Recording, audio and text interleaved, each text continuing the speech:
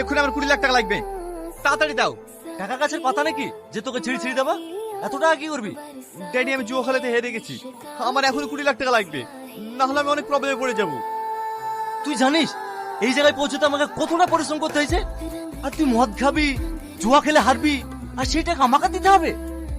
Of course আমাকে দিতে হবে, আমি তোমার একমাত্র সন্তান, এই সমস্ত সম্পত্তির মালিক আমি। আমাকে দিবে না তো কাকে দিবা? হ্যাঁ দেবো তো, কিন্তু তোকে নয়, তোর সঙ্গে যার বিয়ে হবে সেই মেয়েটাকে। ও, তার মানে তুমি বলতে চাইছো আমি বিয়ে না করলে তুমি আমার নামে সম্পত্তি লিখে দেবে না, তাই তো?